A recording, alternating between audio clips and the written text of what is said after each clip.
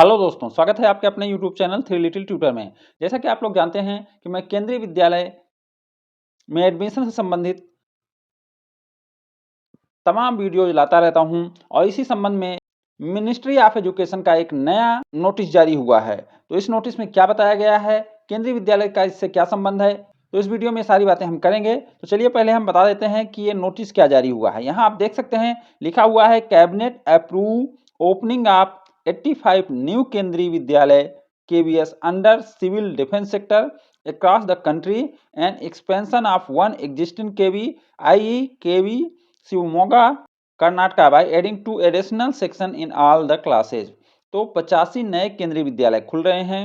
ये बहुत अच्छी बात है क्योंकि तमाम कोटा खत्म करने के बाद केंद्रीय विद्यालय में सीटों की संख्या कम हो गई थी।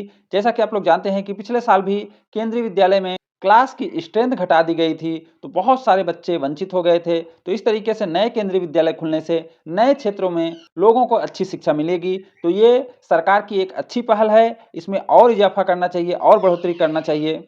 इसके साथ साथ ही 28 नए नवोदय विद्यालय भी खोले जा रहे हैं, उसका अलग से नोटिस आया है। लेकिन अभी मैं केंद्रीय विद्यालय की बात कर रहा हूं, इसलिए इसमें 28 नवोदय विद्यालय की बात नहीं कर रहा हूं। तो ये केंद्रीय विद्यालय किस स्टेट में खोले जाएंगे, किस जिले में खोले जाएंगे, उसकी लिस्ट है पूरी। तो चलिए हम लिस्ट देख लेते हैं। तो ये पूरी जानकारी है, हम यहाँ लिस्ट को देख लेते हैं। तो यहाँ से लिस्ट शुरू होती है। यहाँ आप देख सकते हैं आंध्र प्रदेश में टोटल 9 केंद्रीय विद्यालय खुल रहे हैं। इसी तरीके से आसाम में 1 केंद्रीय विद्यालय खुल रहा है। छत्तीसगढ़ में 1 2 3 4 केंद्रीय विद्यालय खुल रहे हैं। तो ये लिस्ट है, ये लिस्ट आप देख सकते हैं। यहाँ आप देख सकते हैं कि जम्मू कश्मीर में सबसे ज़्यादा केंद्रीय विद्यालय खोले जा रहे हैं। वहाँ सबसे ज़्यादा ज़रूरत भी थी क्योंकि वहाँ पढ़ाई का स्तर बढ़ेगा तो बाकी चीज़ें पीछे जाएंगी और शांति और अमन का माहौल होगा। उसके बाद आप देख सकते हैं झारखंड में कुछ खुल रहे हैं, कुछ कर्नाटका में हैं, एक केरल में है, मध्य प्रदेश में बहुत सारे हैं। इसी तरीके से दिल्ली यूटी में भी एक है, फिर उड़ीसा में है, राजस्थान में है, तमिलनाडु में है, त्रिपुरा में है, फिर उत्तर प्रदेश में है। टोटल 85 केंद्रीय विद्यालय खोले जा रहे हैं और एक केंद्रीय विद्यालय है जहां पर स्ट्रेंथ बढ़ाई जा रही है।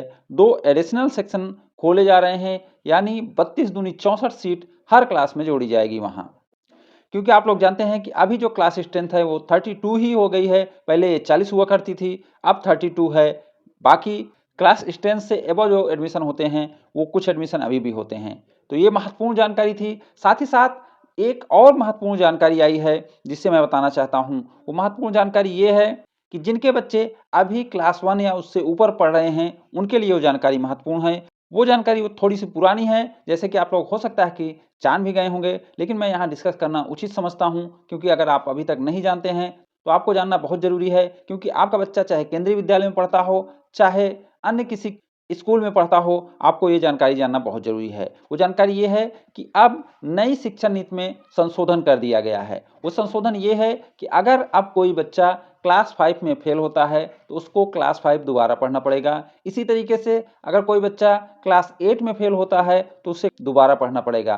तो ये नई जानकारी है। ये जानकारी इसलिए महत्वपूर्ण है कि आप अपने बच्चे को थोड़ा ध्यान दीजिए। वो क्लास 5 में फेल नहीं होना चाहिए, क्लास 8 में फेल नहीं होना चाहिए, नहीं तो उसका 1 साल बर्बाद हो जाएगा। और ये जो चेंज किया गया है, ये चेंज भी इसीलिए किया गया है ताकि बच्चे के ऊपर, माता-पिता के ऊपर, टीचर के ऊपर जिम्मेदारी का बोझ बढ़े और वो बच्चे को अच्छे से पढ़ाएं, बच्चा अच्छे से पढ़े और उसका भविष्य आगे बढ़े। क्योंकि आगे चल के कुछ बच्चे ऐसे आ जा रहे थे जो क्लास 9th और 10th में फेल हो जा रहे थे। तो उसका एक कारण माना गया कि जो क्लास 1 से 8 तक बगैर किसी रोक टोक के पास होते जाते थे, उसके कारण बच्चे लापरवाही करते थे, टीचर लापरवाही करते थे, घर के माँ बाप लापरवाही करते थे, जिसका फल ये होता था कि बच्चा जाके क्लास 9th एंड 10th में फेल हो जाता था। तो ये इसमें सुधार होगी।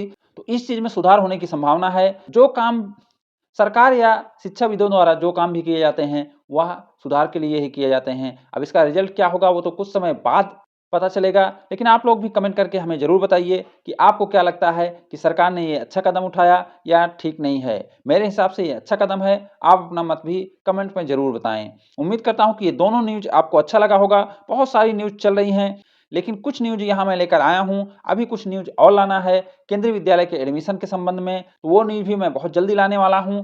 तो आप लोग हमारे चैनल पर बने रहें और इसे लाइक एंड सब्सक्राइब कर लें ताकि आपको नया नया अपडेट मिलता रहे। उम्मीद करता हूं कि ये जानकारी आपको अच्छी लगी होगी। अगर ये जानकारी आपको अच्छी लगी हो तो इसे लाइक एंड शेयर करें और हमारे चैनल को सब्सक्राइब भी करें। Thank you for watching.